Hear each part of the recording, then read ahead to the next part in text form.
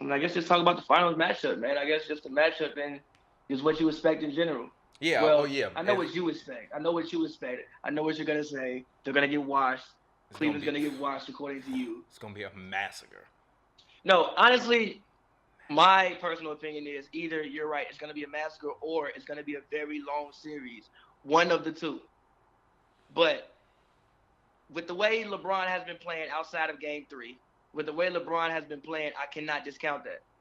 And with the way Kyrie looks to be so focused in every single interview, every time you mention anything about the Warriors or Steph, Kyrie look like he want to throw the balls out there and play immediately. He better not have I no just, dud in this finals, because if he come up I, small and average like 15 points and 2 assists, he's not going to oh, have 15 points. He's not. He's not. Like Kyrie never does that. Like never. The one yeah, because person I all he never does is worry shoot. about in the playoffs.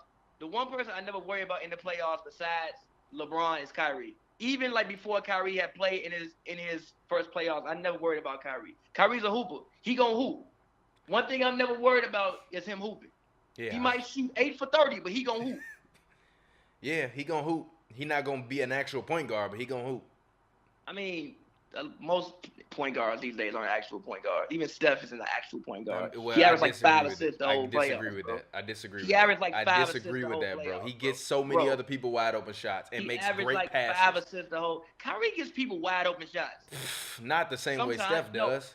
When Kyrie, okay, of course not, because he's just not as good of a passer and stuff. But when Kyrie actually attempts to play the point guard position, he can play it. He just Kyrie very has rarely gotten does much that. better. No, no, look, Kyrie has gotten much better at creating for other people. His job is still to score first, and when you have LeBron on your team, his job really isn't to be the point guard because LeBron's really the point guard. But Kyrie has actually, through the years, gotten much better with being a playmaker. Yeah, I He mean, I actually agree has. with that, but I just, at this point in time, I think that there is a mountain of evidence to support the fact that the Golden State Warriors are going to wash them. Number one, I don't think people really understand the fact that San Antonio, Kawhi or not, is a great defensive team. I was arguing with these idiots on Twitter about this today. Like, oh, San Antonio's not good without Kawhi. No, I don't want to hear that, man. They blew the Rockets out by 40, held them to 80. Yes, James Harden didn't show up, but they That's took why they every. blew him out. Huh? That has a They still. huge. Okay, That even has a if James lot to do Harden with put up why they blew him 25 out. in that game, do they win that game? Hell no. I mean, yeah, but not by 40.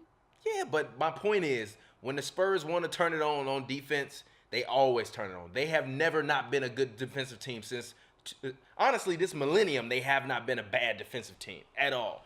And I think people Yeah, really but misunderstand that although, yes, Kawhi was not there, which allowed Kevin Durant to do what he normally doesn't do. What people don't understand is that even Klay Thompson, Klay is only averaging like 15 points a game this playoff. You know him. He's gonna eventually have 1 or 2 games, and those two nah. games are gonna be the 2 games where Cleveland is close, and we think like, oh man, this is gonna be the game they're gonna win. They're gonna get back in the series, and Klay gonna come out of nowhere and just start dropping bombs all over people, all over See, people. but I think also because I saw this argument, and I know what the stats say, but sometimes you can't really count the stats in that argument because Kawhi is to me. I compare Kawhi to like a shutdown corner. Like if you got Deion Sanders on your team, you basically took away one side of the court. When Kawhi's on the court, you had to be careful with passing. Um, he basically messes up the offense for your best offensive option. So even though the stats might say, oh, they're only 2 points worse without Kawhi, you really can't quantify that. And also those stats don't account for when you play the Warriors. When you played it, because again, in that game, everything was better with Kawhi. The offense was better, the defense was better, everything was better because Kawhi disrupts everything. Then when Kawhi went out, then when Kawhi went out, their main source of disruption wasn't there. And also, yes, Klay is due. That is like the one scary thing that Klay is due. I think honestly, game one, Klay might go. I think honestly, game one might be a blowout, and then I think everyone will like overreact, and then the series will settle in. Cleveland will probably win a game, and I think we could be in for a very long series because although the Warriors have better shooters, I think if everybody on Cleveland can stay somewhat moderately hot and hit shots, Cleveland can shoot with them. But that's the issue. Cleveland has only played against bad defenses. You say, and even with the Celtics, statistically, yes, the Celtics are technically a top 5, top 10 defense in the NBA. But what I don't think people understand is that the Celtics can't grab a defensive rebound to save their life. So They of can't. course, They can't no, rebound. they couldn't. They couldn't No, rebound no, out there no, against no, Tristan no, Thompson. They were no. getting holed by Tristan I'm Thompson agreeing. and I'm Kevin Love. agreeing. Oh, okay. I'm I was about to agreeing. say.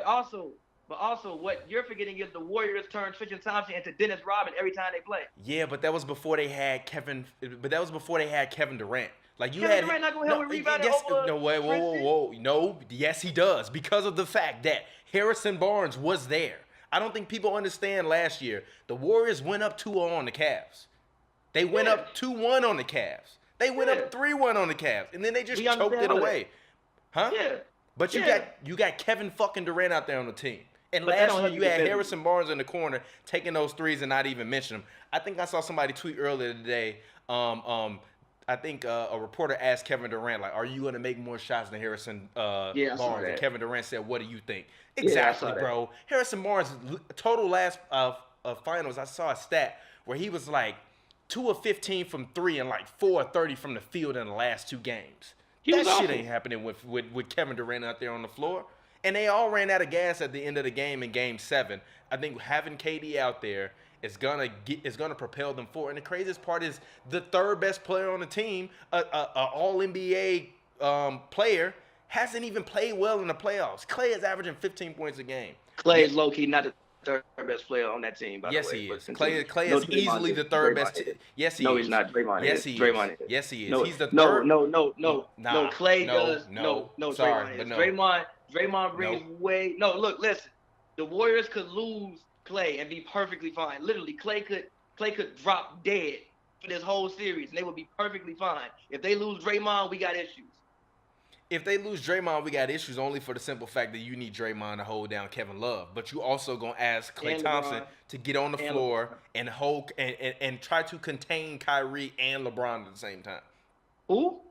I said you're putting Klay on the floor and you're asking Klay to try to contain LeBron and Kyrie at the same time. You're not putting Klay on LeBron. That's like a huge mismatch. It depends. Are they switching like they did last year, or are they not switching? If they switching everything, then yes, Klay is going to have possessions where he is on LeBron and he's on Kyrie, especially because LeBron and Kyrie love that pick and roll ISO. But the switching everything is what got them killed last time. I understand that, but I said but that don't mean that they're gonna change it up. They lost by 1 shot last year. They literally lost by 1 shot. You're right. And you added Kevin fucking Durant. Why would you change it up? You're right, but also Cleveland got much better as a team, and also Kevin Love was not. I feel like that's the biggest myth of all time. It's a fucking huge myth. Cleveland somehow got better. No, they didn't. They just finally. No, they did not. They just finally decided that they wanted to come out and play basketball, and that's what that was. No, they got better. They didn't. No, look, listen. I think what everybody forgets about Cleveland during that period when they were like 500 is they made like 16 trades and 16 roster changes. It takes a while to build that chemistry. And so what do you think Kevin Love does in the series then? I actually think Kevin Love will have a decent series. He's not going to average 25 like he's been averaging, but he's not going to be as pedestrian as he was last year.